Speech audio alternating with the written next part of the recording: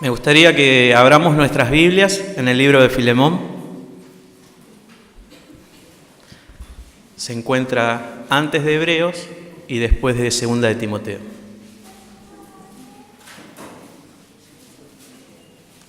Es una carta chica, muy hermosa, la cual vamos a tratar de ver hoy y tratar de sacar algunos puntos importantes para la vida y la piedad. Amén. Dice mis apuntes. La carta de Filemón es un ruego que Pablo hace a Filemón para que reciba nuevamente a Onésimo, un esclavo fugitivo. El tema de la carta es el perdón y la reconciliación. Entre tantos tesoros que podemos encontrar en esta carta, hay 3 tesoros que podemos manifestar tranquilamente o podemos exponer. Vamos a ver la vida de Onésimo, de Filemón y de Pablo, ¿no? En esta carta tenemos a 3 personas. Onésimo, quien va en busca de perdón. Filemón, a quien le corresponde perdonar la ofensa. Y Pablo, quien hace de mediador entre el ofendido y el ofensor para que haya una reconciliación. Me gustaría que veamos el carácter del que perdona, del que se arrepiente y del que media. Y veremos la manifestación de la gracia de Dios en la vida de cada uno de ellos. Leamos en nuestras Biblias del capítulo 1, del versículo 1 al versículo 3.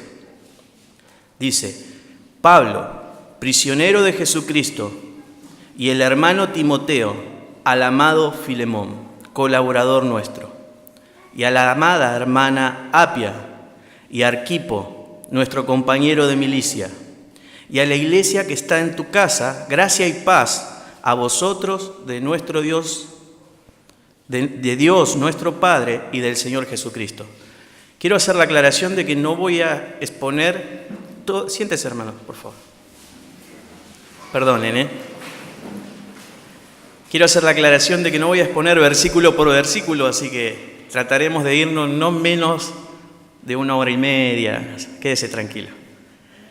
Sino que voy a utilizar solamente partes de la Biblia y voy a explicar sobre los puntos que voy a tratar de tocar. En este saludo encontramos al remitente, Pablo, y el destinatario, Filemón. Se menciona que en la casa de Filemón hay una iglesia. También se menciona a un hombre llamado Arquipo, a quien se describe como compañero de milicia.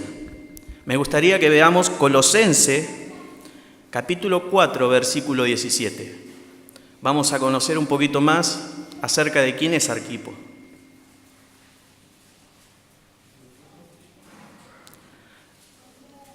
Dice Colosense, capítulo 4, versículo 17, dice: Decid a Arquipo, mira que cumplas el ministerio que recibiste en el Señor.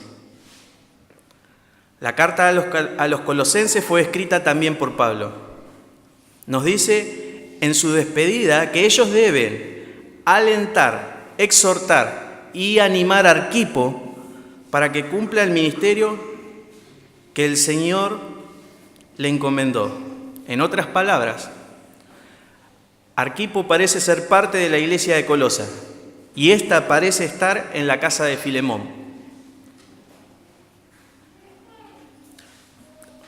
Tal vez Arquipo sea el ministro de la iglesia. No lo especifica la carta de Filemón ni tampoco la de Colosenses. Pero parece ser que Arquipo se congregaba en la iglesia de Colosa y la iglesia de Colosa parece ser que estaba en la casa de Filemón.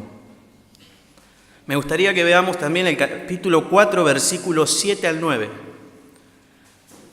Versículo 7 dice: todo lo que a mí se refiere os hará saber Tíquico, amado hermano y fiel ministro y consiervo en el Señor, el cual he enviado a vosotros para esto mismo. ¿A quién ha enviado? A Tíquico. Parece ser que Tíquico es el que lleva la carta de Colosas, a la iglesia de Colosas, para que conozcan todo lo que a vosotros se refiere y conforte vuestros corazones, dice. Con Onésimo, o sea, Tíquico iba con Onésimo, amado y fiel hermano, que es uno de vosotros. Todo lo que acá pasa os lo harán saber ellos. El contexto más o menos, Pablo envía a Tíquico y a Filemón a la iglesia de Colosa. Ambos van a la iglesia de Colosa. Dice: aquí tenemos a una persona, además de Arquipo, de Pablo, de Filemón y de Onésimo, y que es el hermano Tíquico, la persona encargada de llevar la carta a Colosas, y quien también estaba con Onésimo, que iba a llevar la carta a Filemón. Fue Filemón mismo quien lleva esta carta, Onésimo mismo quien lleva la carta a Filemón. Y ahí va Tíquico, con una carta en la mano para la iglesia de Colosas, y con él también va Onésimo con una carta en la mano, en la cual Pablo le ruega a su amo que reciba a su esclavo que le había perjudicado.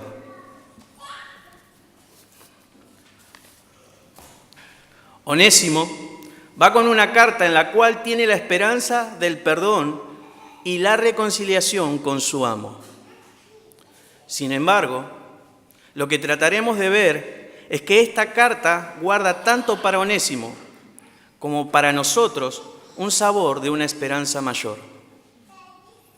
Si bien la carta de Filemón fue tenida por poco en la iglesia de los primeros siglos, ya que se trataba de una carta corta y carente de doctrina, o sea, no tenía especificada doctrina en ella. Pareciera ser que la iglesia no le encontraba mucho provecho en medio de la persecución y el sufrimiento a la hora de defender su fe cristiana. La iglesia primitiva, parece que esta carta fue un poco despreciada por la iglesia primitiva, ya que carecía de doctrina, y la doctrina era fundamental en la iglesia de los primeros siglos para defender la fe cristiana, y ellos parece que no la tenían muy en cuenta.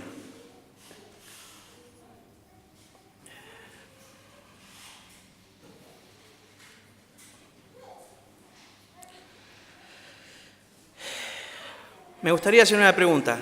¿Qué trascendencia puede tener para nosotros, la iglesia del siglo XXI, la suerte de un insignificante esclavo llamado Onésimo, muerto y enterrado en el siglo I?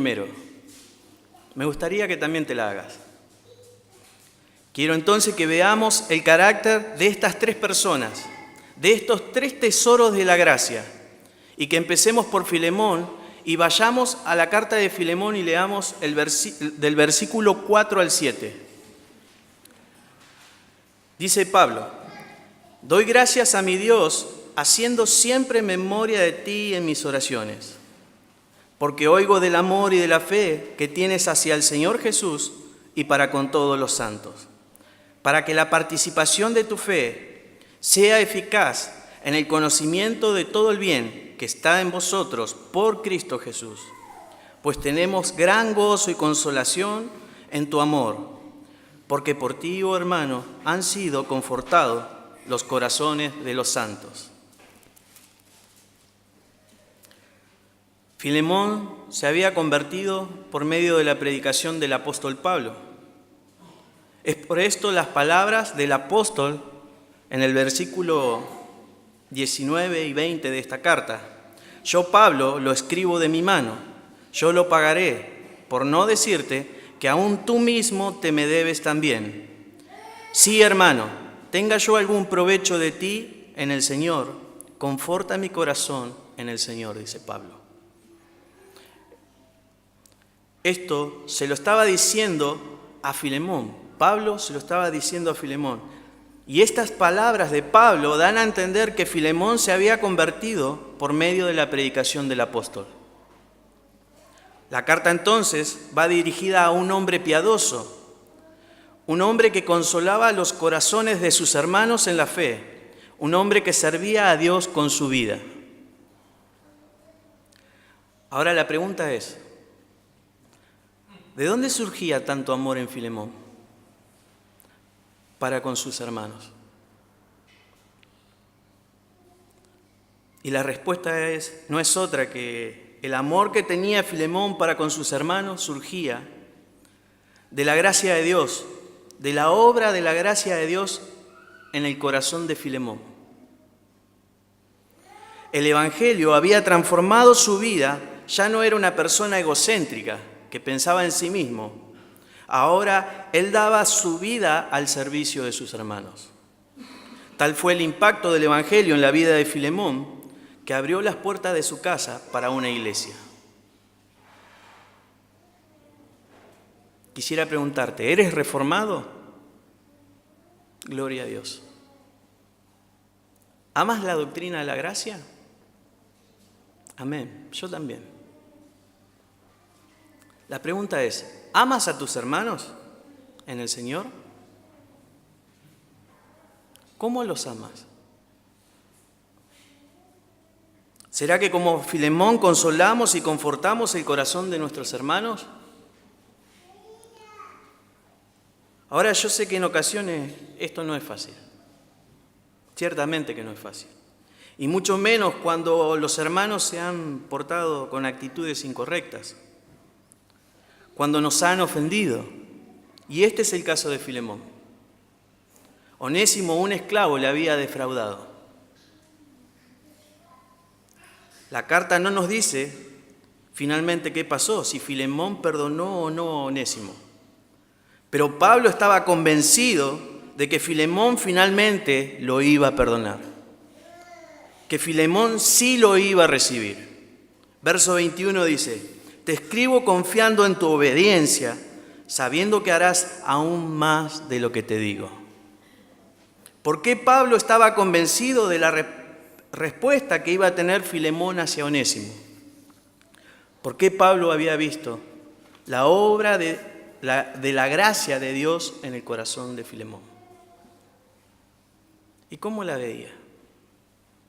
La veía en el amor que Filemón mostraba por sus hermanos. Ahora Pablo sabía que no se trataba de una demanda moral a un incrédulo. Se trataba del resultado de la obra del Espíritu Santo en el corazón de Filemón. Ahora, ¿por qué razón puede una persona estar sentada en las iglesias, en una iglesia que presenta a Cristo? ¿Cuál es la razón de que estemos nosotros aquí? ¿No es acaso que un día como Filemón escuchamos el Evangelio de la gracia de Dios y por la obra del Espíritu supimos que éramos pecadores, destituidos, apartados, separados de la gloria de Dios y se nos presentó a Cristo? ¿Acaso no es por esto? ¿Acaso no es la razón por la cual cada uno de nosotros estamos aquí? La misma obra de gracia que en Filemón hemos recibido, tal vez. Y si no es esa la razón, me preocupa que estemos aquí. Pero más preocupante debe ser para cada uno de nosotros, personalmente, que no sea así, que no sea esa la razón. Que no sea Cristo y su obra de gracia hecha en nuestros corazones. ¿Por qué Pablo podía hacer esta demanda a Filemón? ¿Y por qué podía hacerla también a la iglesia de Colosa? La misma demanda que le hace a Filemón es la que vemos en la carta de los Colosenses. Quisiera que vayamos a Colosenses, capítulo 3, versículo 12 al 14.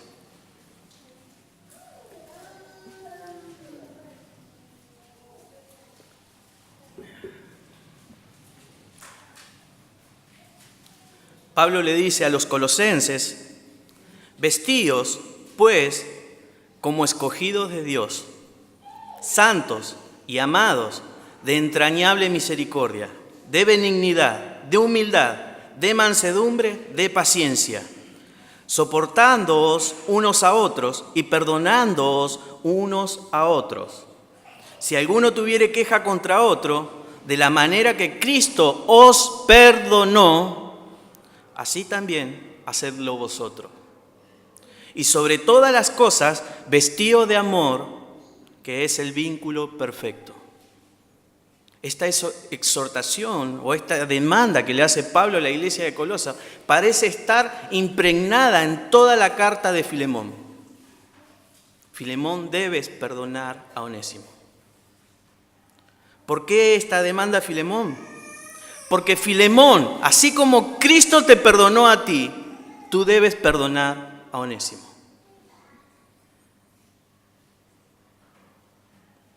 Pero aquel que no sabe qué es el perdón de Dios en Cristo, ¿cómo va a perdonar? ¿De dónde va a sacar perdón de él para un hermano que le ha agredido, que le ha ofendido, que le ha lastimado? La fe en Cristo no es un mero sentimiento intelectual. No existe una correcta fe en Cristo que no considere a sus hermanos en amor. Y la palabra del apóstol Juan son claras en 1 de Juan 4:20. Vamos a leer hasta el capítulo 5, versículo 1. Dice: si alguno dice, yo amo a Dios, y aborrece a su hermano, es mentiroso. Porque el que no ama a su hermano, a quien ha visto, ¿cómo puede amar a Dios a quien no ha visto? Y nosotros tenemos este mandamiento de él: el que ama a Dios, ame también a su hermano. Todo aquel que cree que Jesús es el Cristo, es nacido de Dios. Y todo aquel que ama al que engendró, ¿quién engendró? Dios. Ama también al que ha sido engendrado. ¿Quiénes son los engendrados? Nosotros. Cada uno de nosotros. El apóstol Juan es claro. Si tú dices que amas a Dios, tienes que tener amor para con tu hermano.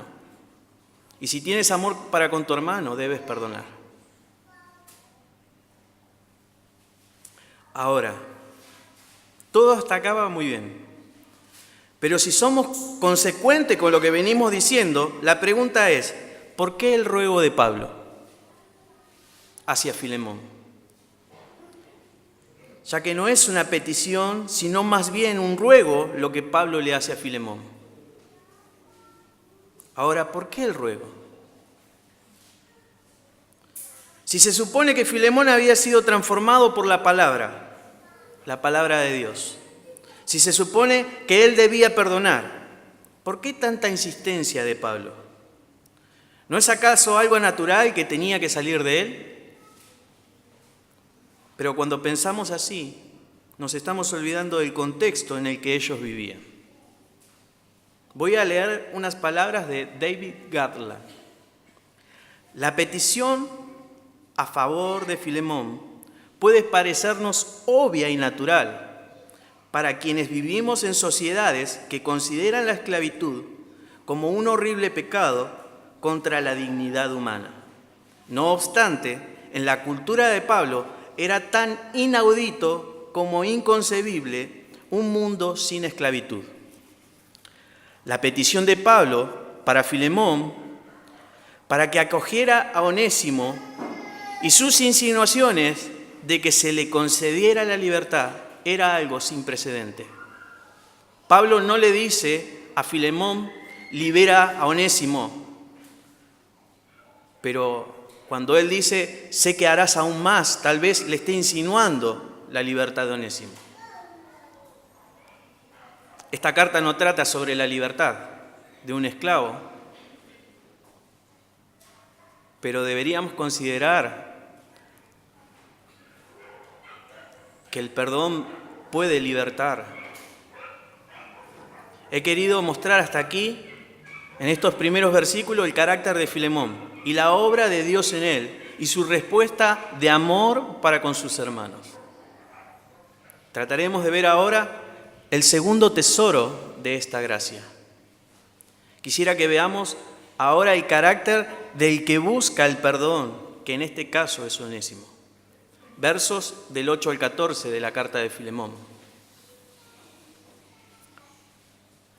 Dice: por lo cual, aunque tengo mucha libertad en Cristo para mandarte lo que conviene, más bien te ruego por amor, siendo como soy, Pablo, ya anciano, y ahora además prisionero de Jesucristo, te ruego por mi hijo Onésimo, a quien engendré en mis prisiones, el cual en otro tiempo te fue inútil, pero ahora a ti y a mí nos es útil, el cual vuelvo a enviarte, tú pues, recíbele como a mí mismo.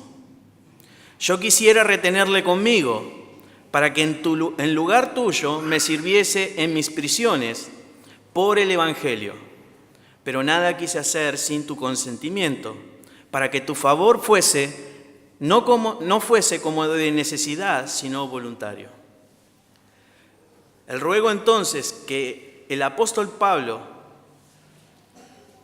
hace el apóstol Pablo es para que recibiese a Onésimo, como si Onésimo fuese Pablo mismo, y este es el centro de la carta. Onésimo nació de nuevo, al igual que Filemón, por la predicación del apóstol Pablo. Y eso queda claro en el verso 10. Te ruego por mi hijo Onésimo, a quien engendré en mis prisiones, dice Pablo. Ahora la pregunta que deberíamos hacernos cada uno de nosotros es: ¿cómo llega Onésimo de Colosa a Roma? Roma está a una distancia más o menos de 1.600 kilómetros de Colosas. ¿Cómo llegó hasta allí? Porque lo engendré en las prisiones. O sea, Pablo estaba preso en Roma. Eso lo sabemos. Y sabemos que Onésimo era de Colosas.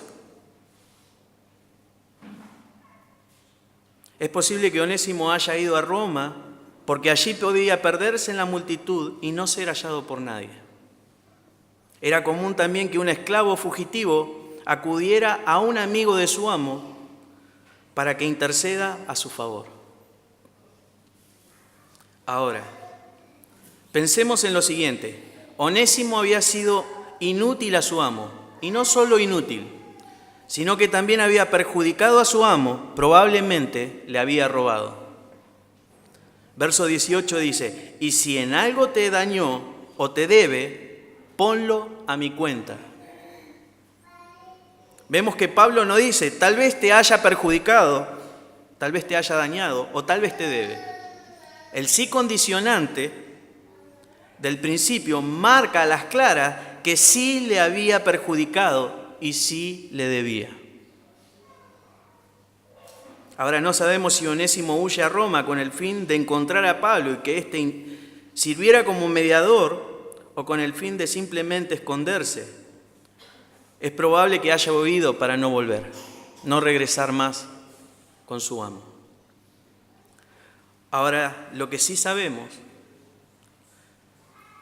y sí nos dice el texto bíblico, es que en el momento de huir no era cristiano, Onésimo, porque fue engendrado por Pablo en la prisión, en Roma. Así que cuando sale de Colosas, él no era creyente.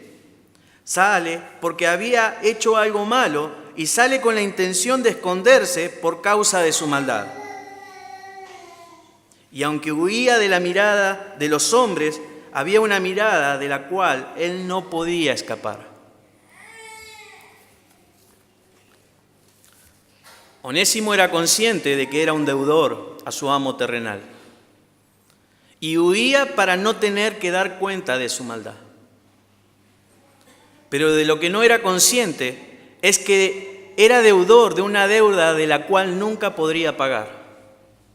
Y un día iba a tener que rendir cuenta tarde o temprano iba a estar delante del juez justo y santo, dándole cuenta de todo y cada uno de sus pecados. Onésimo era un deudor a Dios. Mateo 10:28 dice: y no temáis a los que matan el cuerpo, mas el alma no pueden matar. Temed más bien a aquel que puede destruir el alma y el cuerpo en el infierno.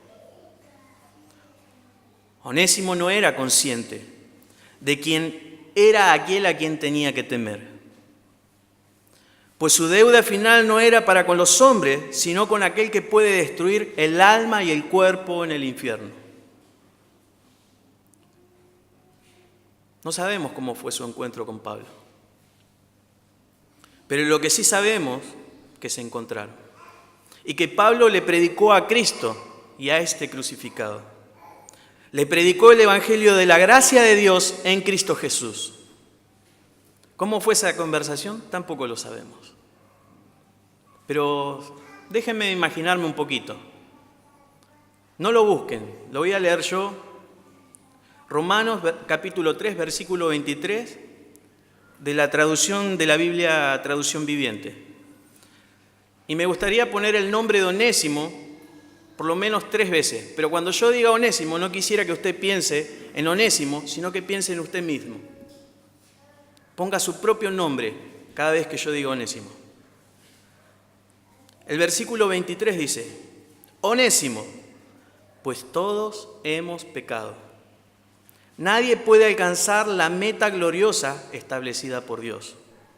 Sin embargo, con una bondad que no merecemos, Dios nos declara justo por medio de Cristo Jesús, quien nos liberó del castigo de nuestros pecados. Pues Dios ofreció a Jesús como el sacrificio por el pecado. Las personas son declaradas justas a los ojos de Dios cuando creen que Jesús sacrificó su vida al derramar su sangre. Onésimo, este sacrificio muestra que Dios actuó con justicia cuando se contuvo y no castigó a los que pecaron en el pasado, porque miraba hacia el futuro y de ese modo los incluía en lo que llevaría a cabo en el tiempo presente. ¿Qué es eso? La crucifixión de Cristo, Cristo pagando nuestros pecados. Sigue y dice: Onésimo, Dios hizo todo esto para demostrar su justicia, porque Él mismo es justo e imparcial, y declara a los pecadores justos a sus ojos cuando ellos creen en Jesús. Acuérdense en que me estoy imaginando una charla de Pablo predicando el Evangelio. ¿Qué habrá pensado Onésimo? ¿O qué habrá sentido? Tal vez en ese momento Onésimo habrá caído de rodillas, rendido por el sublime amor de Dios para los pecadores en Cristo Jesús. Ahora Onésimo era una nueva criatura creada en Cristo Jesús para buenas obras. Las cosas viejas pasaron, aquí todas son hechas nuevas. Había sido justificado por fe gratuitamente y quería rendir su vida a Cristo y serle fiel. ¿Y por qué sabemos que fue así? Porque Onésimo iba a viajar 1600 kilómetros a donde estaba su amo para pedir perdón.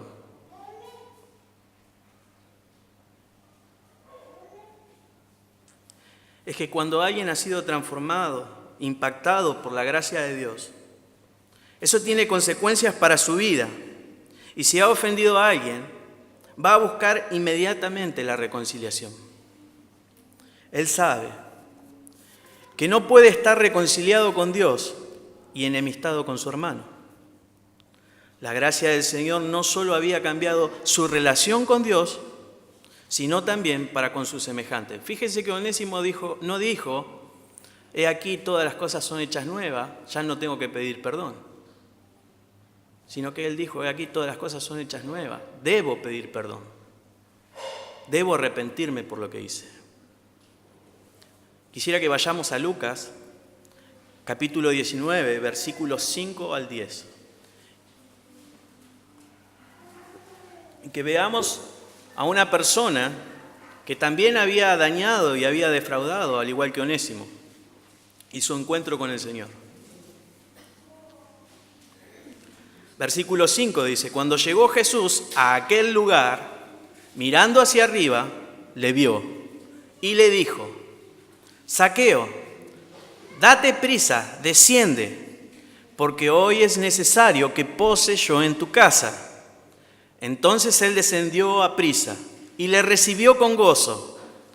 Al ver esto, todos murmuraban, diciendo que había entrado a posar con un hombre pecador. Entonces Zaqueo, puesto en pie, dijo al Señor: He aquí, Señor, la mitad de mis bienes doy a los pobres. Zaqueo se para y le dice: Señor, se encuentra con el Señor y le dice: Señor, de todo lo que tengo, la mitad se lo voy a dar a los pobres. Y si en algo he defraudado a alguno, se lo devuelvo cuadruplicado. Jesús le dijo: Hoy ha venido salvación a esta casa, por cuanto él también es hijo de Abraham. Porque el Hijo del Hombre vino a buscar y a salvar lo que se había perdido. Así como Zaqueo un día se encontró con la mirada de Cristo, Cristo lo llama y es impactado por la gracia de Dios. Y Zaqueo, habiendo defraudado a muchos, dijo: si he defraudado, le devuelvo cuadruplicado. ¿De dónde Zaqueo sacaba tanto amor? ¿De dónde sacaba Zaqueo esa convicción para devolver cuadruplicado lo que, si en caso de hubiera defraudado a alguien?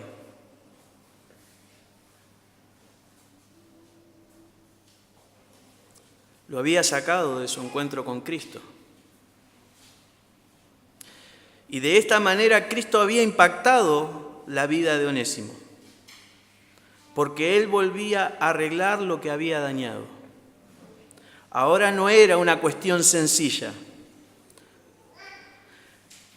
No se nos puede olvidar el contexto en el que Pablo, Onésimo y Filemón vivían. No se nos puede olvidar que el esclavo no tenía ningún derecho.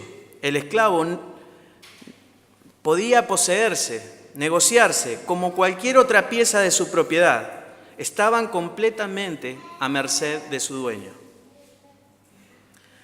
Aunque eran almas humanas, se compraban como si fueran hierro, bronce, mármol o canela. No tenían derechos legales y podían ser engendrados, violados, castigados y asesinados a capricho de sus amos. Esta situación se tornaba aún peor si el esclavo había sido esclavo y bandido. En el pensamiento de la época, la vida de un esclavo es la peor que se podía imaginar. Ahora no sé si te diste cuenta, pero todo lo que vengo describiendo en el contexto de la época era completamente legal y se veía como algo natural. Era realmente natural que un amo mande a castigar a su esclavo. Era realmente natural que un amo mande a matar a su esclavo por haber defraudado o por haberse escapado. Y así y todo, Onésimo iba a volver a su amo. Tenía que arreglar las cosas, aunque esto le resultara en perjuicio.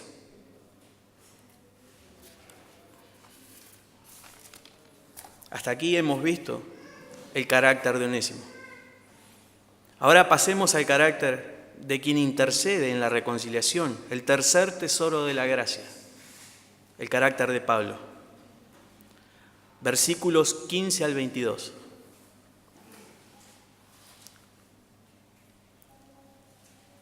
Dice el versículo 15: porque quizás para esto se apartó de ti por algún tiempo, para que le recibieses para siempre, no ya como esclavo, sino como más que esclavo, como hermano amado, mayormente para mí, pero cuanto más para ti, tanto en la carne como en el Señor. Así que, si me tienes por compañero, recíbele como a mí mismo. Y si en algo te dañó o te debe, ponlo a mi cuenta. Yo, Pablo, lo escribo de mi mano. Yo lo pagaré, por no decirte que tú mismo te me debes también. Sí, hermano, tenga yo algún provecho de ti en el Señor, conforta mi corazón en el Señor. Te he escrito confiando en tu obediencia, sabiendo que harás aún más de lo que te digo. Prepárame también alojamiento, porque espero que por vuestras oraciones os seré concedido. Ya hemos visto el impacto de la gracia en la vida de Filemón y de Onésimo, y de cómo la fe no era una simple profesión, sino que la fe de ellos los llevaba a vivir una vida distinta. Ahora, ¿qué pasó con Pablo? Él no tenía ninguna vergüenza de decirle a Filemón que reciba a Onésimo como si fuera él mismo, como si fuera él ese esclavo. Pablo no se avergonzaba de sentirse como un esclavo, de hacerse llamar un esclavo. Pablo se podía identificar completamente con la condición de Onésimo, porque él mismo era esclavo de Cristo. Así le gustaba a Pablo firmar sus cartas. Pablo, esclavo de Cristo. Él se sentía dichoso de servir como mediador entre sus hermanos. Debemos ser como Pablo, hermanos, y no como aquellos que crean la contienda y la discordia por medio de chismes y comentarios para con sus hermanos. Sino que si sabemos que alguno de nuestros hermanos ha actuado mal contra otro, así sintamos temor y vergüenza, se lo hagamos saber. Y le hagamos saber que esa actitud desagrada a Dios y a Cristo. Nuestra actitud debe ser como la de Pablo. Qué apóstol tan tierno. Qué belleza de apóstol. Pero Pablo no siempre fue así. No siempre Pablo fue un apóstol tierno. Déjenme que lea Hechos 26, 9 al 11.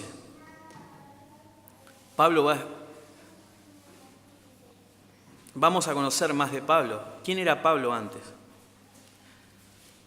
Versículo 9 dice: yo ciertamente había creído mi deber hacer muchas cosas contra el nombre de Jesús de Nazaret, lo cual también hice en Jerusalén.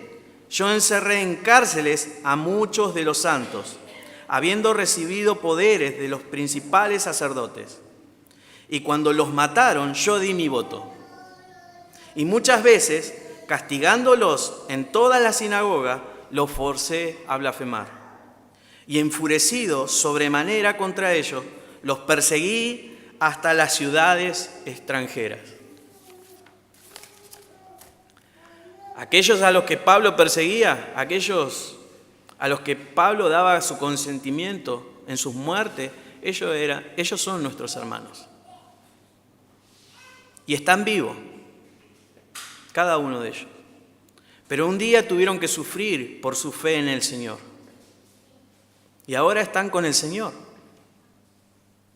Pero eran hermanos perseguidos y maltratados.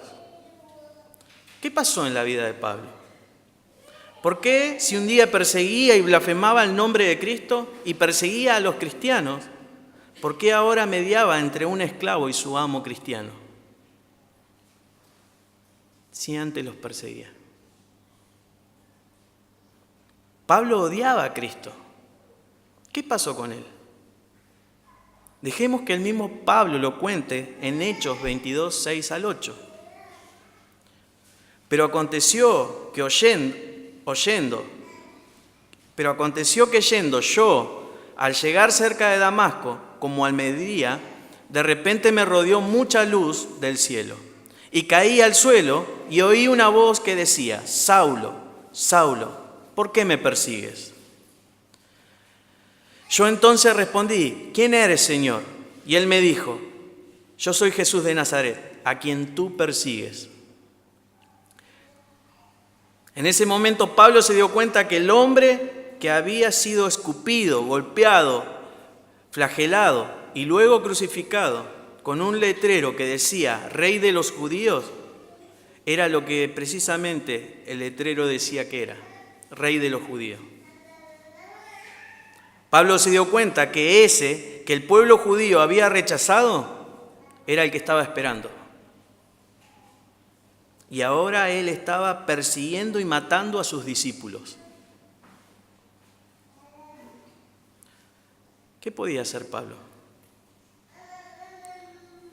Y a pesar de semejante maldad de Pablo, lo que Pablo escucha son unas palabras cargadas de ternura y compasión. Yo soy Jesús de Nazaret, a quien tú persigues. Y esas palabras bastaron para que aquel blasfemo y asesino rindiera toda su vida ante los pies de Cristo.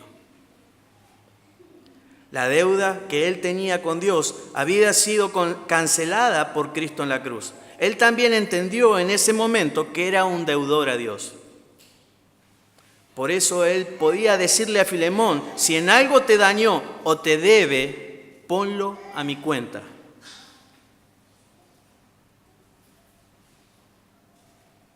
Yo, Pablo, yo lo escribo de mi mano, yo lo pagaré. Cristo había mediado entre él y Dios.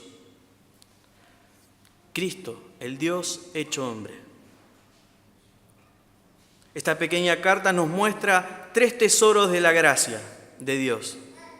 Esta carta exalta a Jesucristo y su perdón inmerecido hacia los pecadores. Cada pecador como nosotros. Finalmente, este insignificante esclavo, Onésimo, somos todos nosotros. Sí, todos somos esclavos. Algunos esclavos de Cristo, otros esclavos del pecado. Sí, hermano, o sirves a Cristo o sirves al pecado. John MacArthur, hablando de los esclavos en la cultura grecorromana, dice: los esclavos solo tenían un objetivo primario: complacer al amo en todo a través de su obediencia leal a él. Y si no somos leales a Cristo, ¿a quién somos leales? Estamos siendo leales al pecado, seguramente. El mismo pastor MacArthur, hablando sobre los cristianos, dice: cristiano no era simplemente un título, sino una forma completamente de pensamiento, una que tenía serias implicaciones por cómo vivían y finalmente cómo morían. Quiera el Señor que, así como Onésimo recorrió un camino tan largo con una carta en la mano, una carta que lleva la esperanza de la reconciliación de Él, así nosotros también recorramos el camino del hogar celestial con esta carta en la mano, siempre recordando del amor y el perdón que hemos recibido de nuestro Señor Jesús. Y así caminemos también en amor y humildad, sabiendo que somos esclavos de Cristo. Quisiera terminar con el versículo 35 de nuestra carta.